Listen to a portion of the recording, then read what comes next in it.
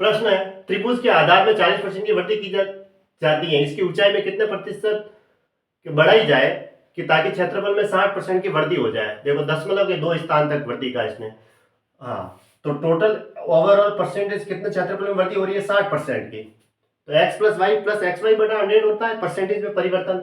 आधार में तो x की वैल्यू तो 40% है, तो ये लो 40 प्लस y की वैल्यू हमें निकालनी है, इसकी ऊंचाई है ना, ऊंचाई में कितनी बढ़ाई जाए, तो ऊंचाई को मैंने y ले लिया प्लस 40 गुणा y बटा 100। अब इसे जो y की वैल्यू आ जाएगी वो ऊंचाई में वृद्धि हुई, क्योंकि दोनों बढ़ ही रही, ये 40% की वृद्धि है और ऊंचाई में भी कितने प्रतिशत की वृद्धि की जाए, बढ़ाई जाए, ताकि क्षेत्रफल 60% बढ़ेगा। तो सब जगह वृद्धि है तो माइनस तो आएगा नहीं, यानी ये दे रखी है 60% की वैल्यू। तो x प्लस एक्स वाई बटा 100 से सॉल्व कर दो इसे। तो ये जीरो से ये जीरो कटा तो 0.4 और 40 उधर गया, तो y प्लस 0.4y यानी कि 1.4y बराबर, ये 40 उधर गया तो 20 है ना। इस पॉइंट को हटा के नीचे एक जीरो लग सकता है, तो उधर फिर 2 से काट दो, ये 7 बार और ये 10 बार, 100/7 हुआ। y की वैल्यू कितनी आई, 100/7।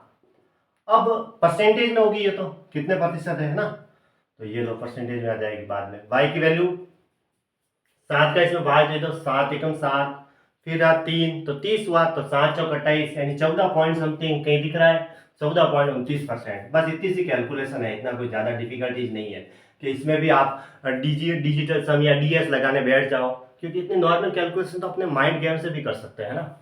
ये है समांतर चतुर्भुज का आधार इसकी ऊंचाई से दोगुनी लंबी है। ये समांतर चतुर्भुज का क्षेत्रफल 144 सेंटीमीटर स्क्वायर है, तो इसकी ऊंचाई ज्ञात कीजिए।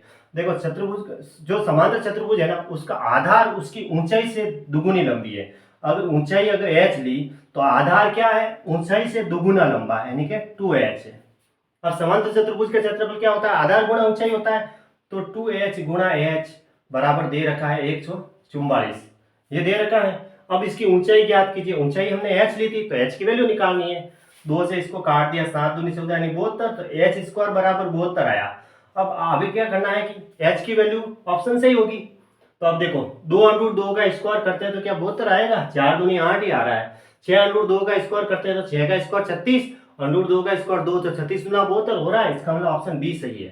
तो h बराबर क्या है, 6√2 सेंटीमीटर, ये आंसर। ऐसे टिक कर दिया करो।